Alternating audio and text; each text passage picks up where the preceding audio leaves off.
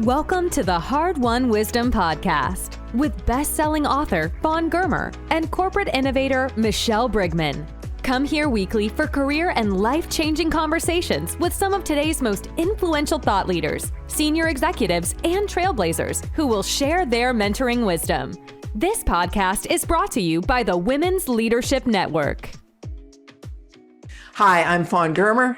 And I'm Michelle Brigman. And this is the Hardwonwisdom podcast. Today, our guest is Mary Van Praag, someone that I met several years ago as she was navigating her way now to being CEO of Milani Cosmetics. She is a real rock star in the consumer packaged goods retail industry and really has a lot of mentoring under her belt for the people who've worked for her. So we're really happy to have you here on the podcast. Welcome. Welcome. Thanks, Fawn and Michelle. So, I'm sorry? I said I'm looking forward to it. Yeah. I was thinking we could start with some of the defining moments that led you out of being ordinary into the realm of extraordinary. I was very fortunate when I was a first-time director, which I think is when I first met you, which might have been close to 20 years ago, not just a couple. Now, don't go advertising my age. It just felt like minutes, doesn't it? I had some great mentors, and I was at that stage in my career where I spent most of my time just being a sales leader, right? So it was that functional role of being excellent as a sales leader. And I had the opportunity to meet with a couple of women that I called trailblazers that had one, actually both of them were president. One went on to be a CEO and the other went into a big philanthropic thing. But they both gave me some feedback and I took this to heart. They said, "We think you're a quiet leader." And I'm like, that doesn't sound good. That doesn't sound like me. How am I possibly ever going to get out of sales if they think I'm a quiet leader? And I had to really figure out what did that mean for me and did I want to change or evolve? What it meant was I wasn't speaking my truth, my level of influence, because I was either, I'm not an extrovert to the degree, and I'm not an introvert. I'm a mild extrovert, but I wasn't leading with influence. And so I had to get in touch with what made whether you call it your superpower or what makes you extraordinary and really figure out what that was. And for me, it's about coming into situations that require change and the continuous improvement, going from good to great and kind of teasing that out and working with teams to be able to do that. And I often use that as an example with other people that I mentor because so many of them are just trying to get in touch with what makes them different. Some people are great at training. Some are super analytical. Some are very strategic. Mine was kind of coming into a situation. I call it, I love a good turnaround and fixing it, organizing a team, developing a strategy and executing it. So I think that was a real defining moment because I had to get in touch with my personal leadership style and how I was going to navigate forward from there. Because I always had aspirations to do more than just sales.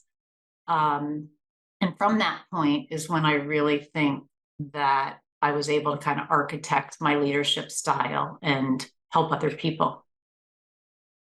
That is interesting when you're talking about your aspirations, because that's one thing that women aren't really great at saying out loud what they want, that they want to win, that they want more.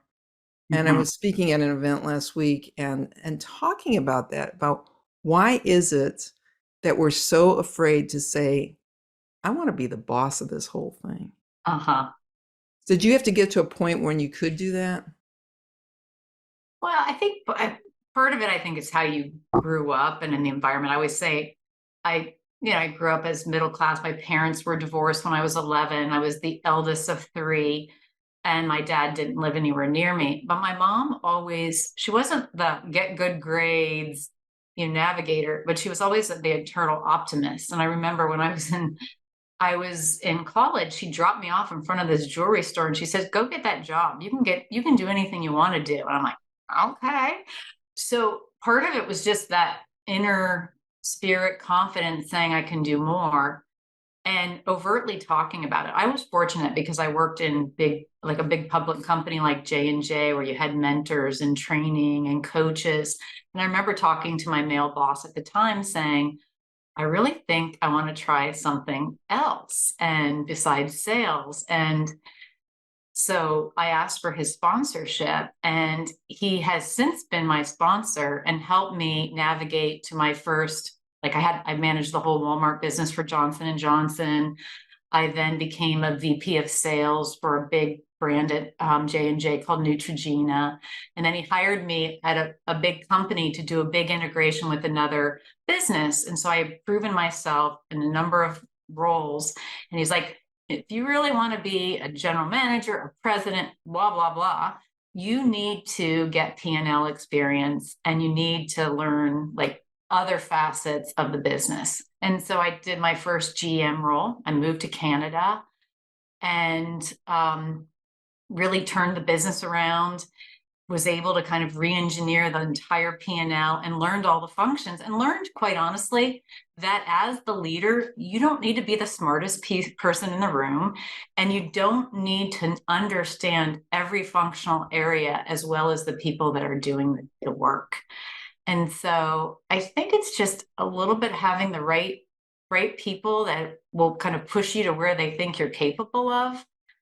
And I'm not afraid of the unknown. I always took chances. I've moved a lot. I've moved more times than I'd like to admit, or would I ever advise anyone on. But I was willing to take chances to get the skills and experience to take on the next role. I want to dig into the sponsorship piece a little bit.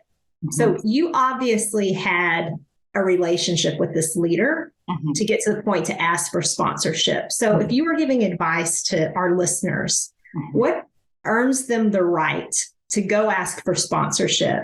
And then what would that conversation look like? That was a great question. Well, maybe I would start with, I always start with, because I often do give this advice and I try to give it back myself, is so many times as you're working on your I'll call it your suite of skills, your competencies, so that you can gain the necessary knowledge, skills, and experience to do the next job, you have to look for examples. And for people that might have a skill set, maybe they're great at negotiation, maybe they can really deliver a tough message, seek those people out and just ask if you could learn from them. It's as simple as saying, I really admire this about you. Could we sit down for 20 minutes? I'd love to learn from you. And how many times have you personally said no to someone that asks you for that? So I always say it starts with the simple question. And then that might be a little extreme. And then there's also people that you want to ask for visibility on projects, and then make those natural connections where you can get better visibility to be able to be seen, heard, and have, maybe have that interaction with a leader that would be willing to spend some time and energy devoting their help to you. I personally mentor people. I pick out 5 people out of the organization every month and I speak to them. I want to understand their goals and aspirations. I want to understand what I can learn from them, how I can help them, what I can do to support them. And it's kind of up to them whether they want to take it from there, right? But I think you just have to start by saying, oh, there's something I admire about that person, or something I want to learn from that person, and just take a chance. What's the worst that can happen? They say no, right? There were two really important, I think, and I'm going to add these in as little takeaways right now before Fawn has the next question. But because you covered kind of 2 things. One was you covered advice to the person coming to ask for help. And that is, know what you want to ask for, know what you want to learn, and have the courage and confidence to go and connect with that person and be specific in that request. But the other thing you just said is something I just wanted to highlight for the leaders on this call, is you set an intention and a practice to carve out time every month for 5 people. And you took the initiative to make that happen. And I think that is a really good nugget and something that our listeners, that would be something easy to implement. And I have to believe that has been incredibly impactful for both you and the people within your organization. It's the highlight of my, week. I may do one a week, or like happen to do, I was at our warehouse yesterday, so I did 5 in the warehouse yesterday. It's the highlight of my month. Mm-hmm. Because you just get such rich data and you learn so much about where they're at and how you can help them, and maybe an inspiration. And it's very reciprocal, to your point, very reciprocal. I wanted to just say something about what you said about asking and what's the worst thing that can happen. Truth is, I've always asked for that kind of help. And one person out of the many, many people who I've asked for either advice, mentoring, or a little nudge or whatever I needed as a favor, one person said no. And what I realized, and the other thing being that there are other people that I asked for interviews for my book. Some of them did decline, but there's always someone else you can ask who can probably give you the same information and the same push that you need. So that's, if you get a no, you just have to move toward a yes. Mm-hmm. I'm curious, because when you talk about how your life began, you had some obstacles there and some challenges. Mm-hmm. Did you realize you were going to be on an extraordinary path?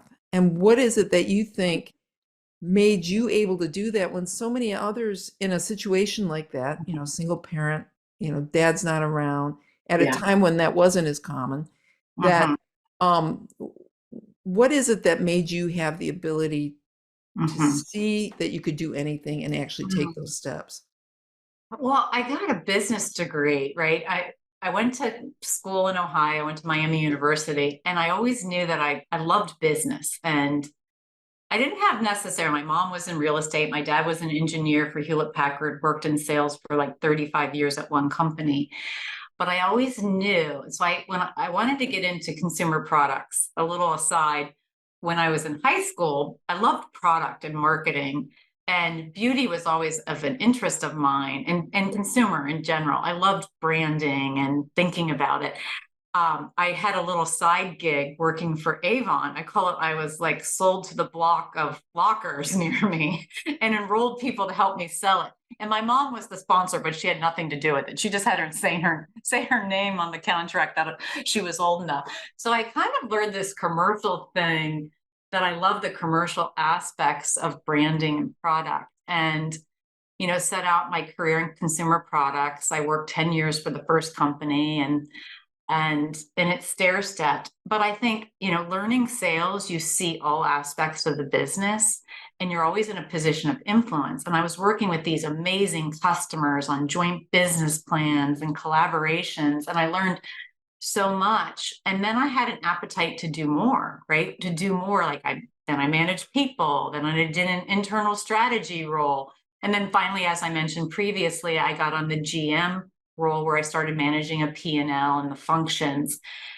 So I think, and then I had a great network of advocates to learn from. So Network of Executive Women at the time was one, Women in Retail Leadership now is another. And I had great coaches and sponsors that just encouraged me. And I think it goes back to, I wasn't afraid to move and try new things. So I don't know that there was like one moment. I guess it would be my first success in a general management role, where I turned around a business in 2.5 years and had an amazing team. And many of those team members are still there today. And the legacy that I left on not only the business, but the people, and have done that a number of times. So I think it's just success breeds success. And not to say that I've not had failures, because I have. And I just try not to let those define me. And I don't think you have to be your past failures. You can always reinvent yourself and learn. Well, we'll get to the failures in a second, but I am curious, because you were saying you love products. Mm-hmm. But ultimately, somebody who has a career trajectory like yours, you were the product. Mm-hmm. So what lessons did you learn about branding yourself so that you're fast tracking? Branding myself. Wow, that's interesting, because I don't feel like I have to be I don't like to be a self promoter. I'm definitely not the loudest person in the room. And I think most people, going back to how I told you, my key learning was I might be a calm, confident leader, but I don't need to be the loudest voice in the room. And I listen and hear people like that. I think one of the things that has made me a successful leader is I really truly leverage the differences of my team and get the best out of them.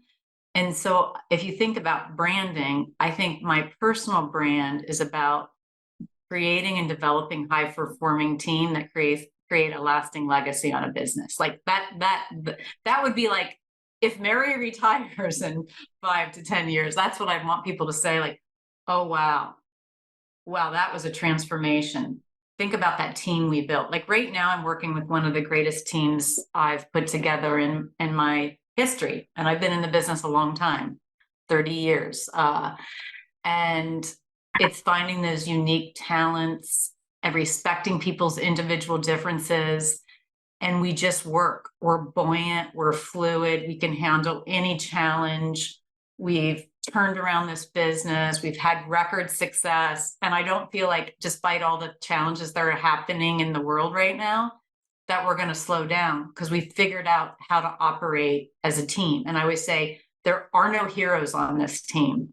And I'm certainly not the smartest person in the room. My job is to coordinate the strategy, the efforts that we're all aligned towards a common vision, and to create the culture and I'll call it the interpersonal kind of buoyancy that we all have. So if you want to say branding, that I think it comes through the teams I've led. What about a little bit of advice you would give to someone around how to build their brand? Because I think you really helped set the direction with the answer you just gave in terms of what's been your brand and how have you poured into that. But for someone who's not sure about their brand, what advice would you give them? It goes back to just like what motivates them, what inspires them, and how do they want to have that point of difference? Like, as I mentioned, I was just talking to some people yesterday that are more junior in their career, but they have aspirations. They don't know how to break out of it. And I always say, it's probably not like my career path where I call it the swirl to every role, but not everything's linear anymore. I said, just get nuggets of experience that you can build your own brand, but be really excellent at what you do and find out what is your point of difference and what you bring to the business that everybody can learn from. And I always tell everybody, here's the little secret. You know your job better than anyone. It's, as leaders, we want to listen to your insights and listen to your learnings to help make better decisions for the company. So I think I always tell people, definitely have a seat at the table. Don't sit back, because if you sit back, we won't hear your point of view. I want to hear people's point of view. And I think, it helps build their confidence and their point of influence. And so whether that's writing down, I'm going to say these 2 things in this meeting, hold me accountable, say your truth. Say your truth. You have the look of a CEO, right? I mean, you're a beautiful woman, you're confident, you have presence. How do we package that for ourselves? I go back to like when I first started in the industry. I remember I had this district manager that says, you must dress like this, right? It was the navy blue suit, the shoulder pads, the little bow tie. Don't stay out past 11. Nothing good happens at 11 after the party, so it was like very. And then I remember one day I didn't wear a jacket on my 5th day with this trainer. And he says, why aren't you wearing a jacket with me? And, oh, your car must be clean. These are all the things you had to deal with back then. So I guess first it was kind of maybe too strict, but I think image has evolved, right? Culture dictates the image. I can tell you, I dress a whole lot different in Los Angeles than I did in New York. COVID changed the way we show up. I ditched all my heels. I I wear barely a heel ever. And I got rid of all the sheath dresses because, quite honestly, I don't need you to see every, bump in line. So I think culture dictates that. But I always thought about, yes, you could say dress for the role. To me, it was about just a self-reflection. And some of that's just how I was raised. it's part of the industry I'm in, right? I always put my lipstick on. You won't see me. I don't care what it is. You're not going to probably see me without my lipstick and my mascara on. It's just it's the industry I'm in. Some of but I think culture dictates most of it. And so does the company. I work in a very flexible work environment with a lot of multi-generational, multicultural, and I can tell you I dressed very differently there than I did before. And I think it's much more acceptable now. It's all about self-expression. But I think there's, of course, there's a high regard for cleanliness and being pulled together. And yes, I tend to be maybe a little more on the formal side than most. And that's just a lot of my upbringing and how my mom raised me. And, I'm full of criticism from my mother, so we won't go there. Well, then did that leave you with any degree of imposter syndrome once you made it? I think the imposter syndrome's interesting. Do I think I'm totally prepared for every role? No, but that comes with a little bit of appetite for risk. Like, can I really manage this turnaround? I mean, I think we all have a little bit of self-doubt, but you learn to overcome it by surrounding yourself with the right people, and that people will give you their honest feedback and a sense of vulnerability. The one thing I've learned, I think, in the last few years is you can't always be buttoned up and have all the answers. And quite honestly, nobody will believe you if you do. It's about saying, hey, I'm right there with you in this problem. Together, we're going to figure it out. Like I said, I don't have all the answers. My role is to get it out of everybody. And if that means self-deprecating, I love to make fun of myself, by the way. I love a good pow.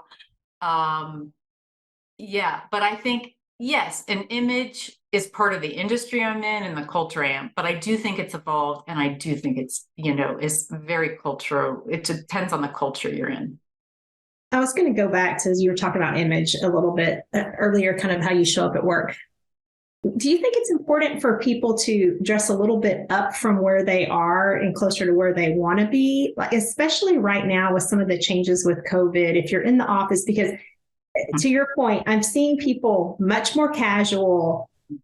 There's just, if I'm going into the office today, do you think it's important that I level it up a little bit?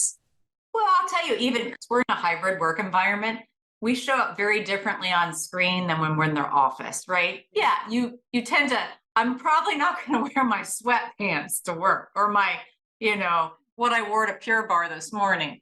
You have to flat iron the back of your head, right? Right. Is that I comb my hair today? I think people do. And I think actually people like it, right? It's what we're seeing as, COVID's dissipated. People have taken the masks off. They're suddenly wearing makeup again. You're dressing for occasions. Like, if you follow apparel at all, like Glitz and Glamour had the best season this holiday. And we're just seeing people, like, makeup is not slowing down. I think, we'll probably talk about that at some point, is the luxury cosmetic and mass cosmetic industries are at record highs. And so people are actually excited. Do they wear makeup very differently? And is it very different for occasions? Yes, but I think people enjoy being together, whether it's socially or in work, and that dictates a bit what they wear. It's not like we go and say, oh, you're a 10 out of 10 today, or you're a 6 out of 4, 4 out of 6 today. I don't think we judge people based on what they wear. I'm always like, give me a good, honest day's work, and let's have a great time doing it. But there is, if I'll dress differently for a board meeting. I'll dress tomorrow. I have a customer in. I'm going to dress different than I might on a normal Tuesday. So I think it's dictated by what the event is. You said you were going to share some of the failures you have experienced. Oh my goodness. First of all, I learned from everything, and I had some low lows too, right? I think I remember, I'll go way back to one of my first ones, at this giant meeting with Walmart, with all these people, and I was brand new in my role. I was the team leader and facilitated all these senior level relationships. I thought it was a great meeting. 2 days later, the president of one of the bigger divisions called me and said, hey, I put you in that role, and I'm really disappointed in you. And I'm like, what? I was shocked. Like, why? And he says, I think that you demonstrated, yes, you can lead this great meeting, but I'm not sure we got out of what we needed. And I'm, whoa, okay. What that meant was, was it two-sided enough? Was it a win-win, or was I just placating to the customer? So that was like I was shocked. I didn't know what to do or say, but I learned from it. And, we'll call it 3 years later, fast forward, my company was receiving all these awards for fastest growth, best joint business plan, was able to turn it around and again, leave a legacy there for what we had accomplished. And we won a couple of vendors of the year for the various businesses I was a part of. So I felt really, really good about that after that low point of just being like, I have no idea what you're talking about. I was shocked. So what did you do differently, Mary, based on that? I pre-align a lot with people. I prepare and I try to pre-align with my stakeholders. That's probably the biggest. So as an example, I have some big meetings next week. I'm probably a little too organized and my team will make fun of me, but I'll do like a 4-week work back schedule and I'll check in on the work and I'll get stakeholder alignment on the various topics. And I'll say, here's what I think the desired outcomes are. Can we make sure that we're getting the alignment we need on all these? Because as an operator, and my team and I are operators, our job is to, use a football analogy, carry the ball down the field. Whereas the board is about governance, endorsing the strategy, making sure we have the right people on the team. But I also want them to buy in. I don't want to go to a board meeting and have these big key issues erupt. So I'll try to, prepare, get advisement from various subject matter experts so that we go into the meeting and really can talk about the nuances versus the 100-page deck. Let's just put it that way. So I think a lot of it's preparation, stakeholder alignment, and listening and hearing. And sometimes you don't like the feedback. You don't have to like the feedback to hear it. I want to bring it back to presence again, because you've got so much presence and it just makes me wonder, I'm a dork, and do dorks have a shot at this? I mean, how does a dork maneuver if they... What's a dork? I read a book a week. What's a dork? I mean, that's an intellectual. Well, and on the way to being one. But, no, a dork, a little bit awkward and funny, self-deprecating. What, Michelle, why are you laughing so hard? I'm laughing because I know exactly where you're going. Where am I going? No, just the fact that she's like, help us people that were awkward and are uncomfortable in these situations to get the aspirations that I can actually be a C-suite leader in a company. Yeah. I mean, it's like, you're wearing flats. Okay. Some of us are people who have had bunions. And it's like, for the people who aren't, that you wouldn't look at and automatically think belong in that role, how can they project the kind of confidence and presence that they need in order to be effective? What do we need to do? That's what I'm asking. Well, maybe it's practice and coaching. I brought a leader that worked on presentation skills with a group of 10 high potential people that just really had a hard time conveying their point of view and helping to influence the group. And maybe it's not always managing up or out. They were good at managing down, or they knew their own subject, but they just couldn't convey it. So I think sometimes people just need help with the skill building, right? In that case, it was persuasive communication. Begin with the end in mind, state your 3 things, the listening technique, there's lots of ways to do that. But I think that was helpful. And I saw the growth of those individuals. Actually, it was transformative. Probably 3 out of I think it was 10 people we put through it, I thought was transformative. And they were kind of young and junior in their career, but very high potential. And it really gave me confidence that says, I actually think that person's going to be a CEO at least 10 years before I ever was. because of the kind of exposure they get and kind of skill set. And when you work in a small company, everybody matters.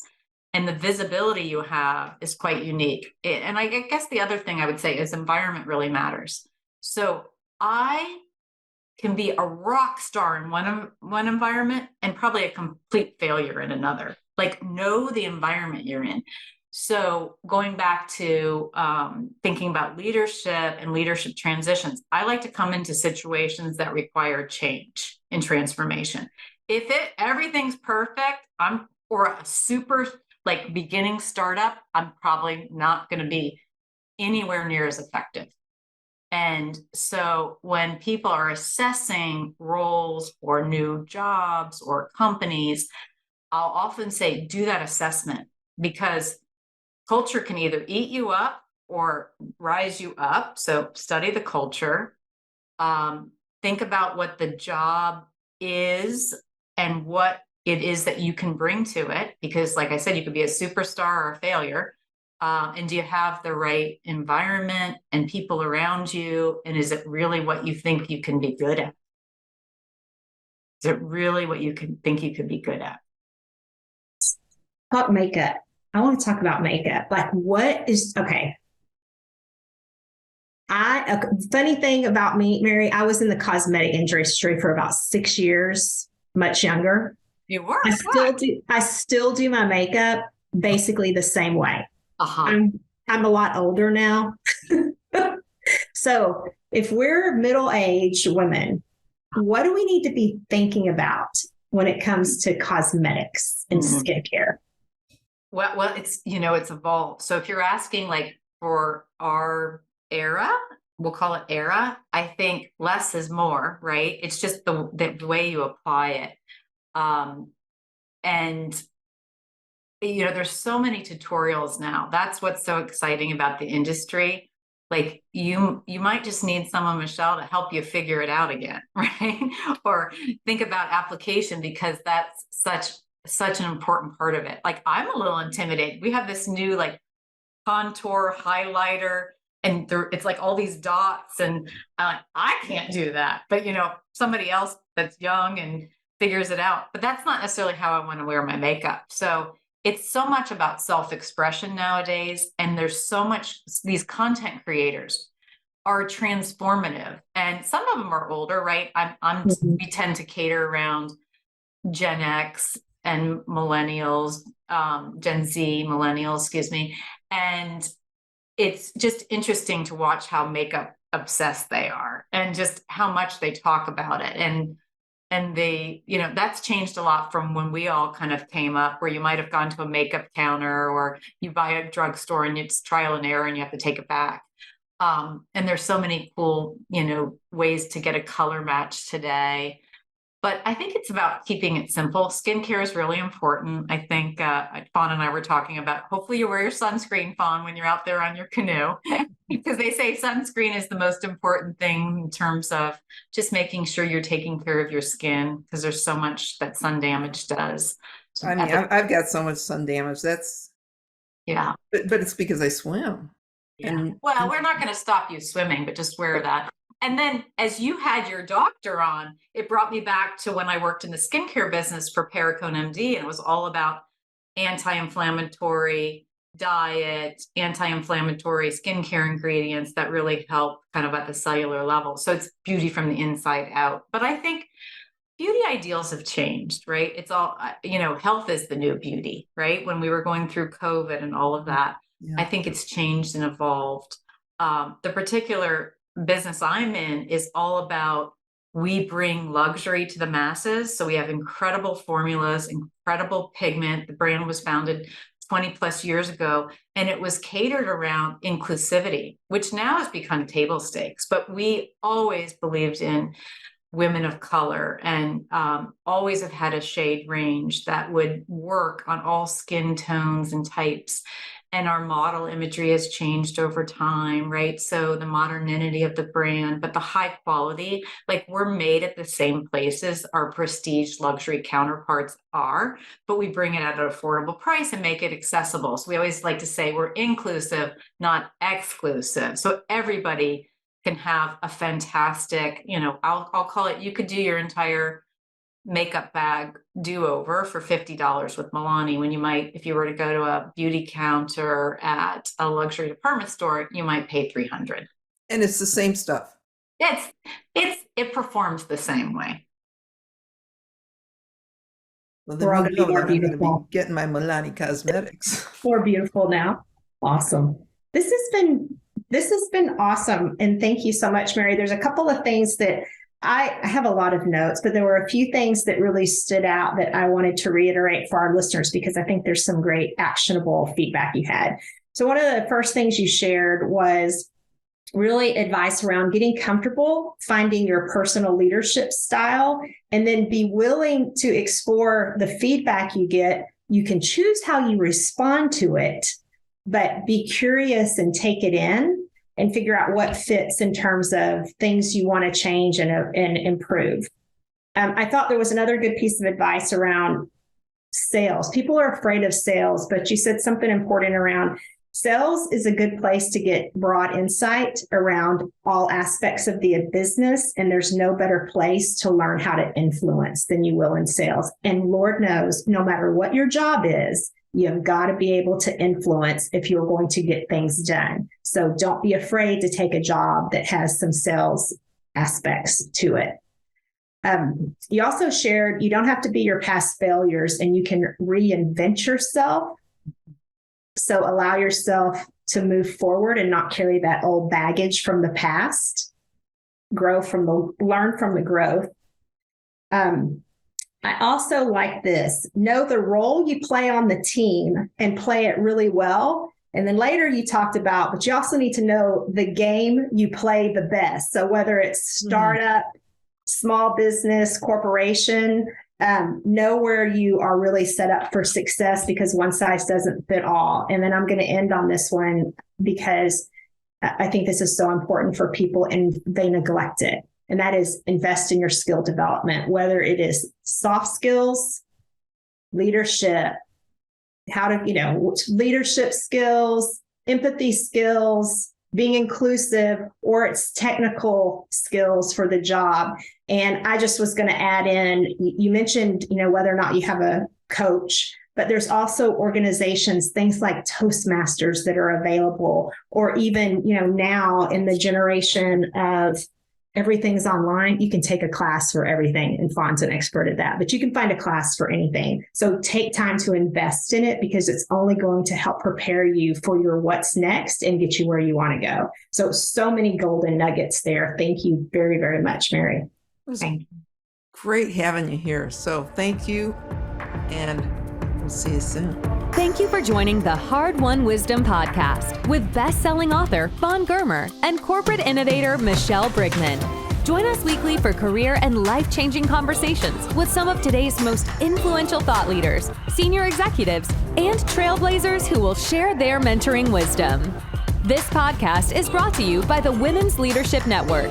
Visit hardwonwisdom.com for more on this podcast and for links to Fawn and Michelle's web pages and social media. Also, be sure to rate, subscribe, and review wherever you listen to your podcasts. We really appreciate that effort, and we'll see you next week.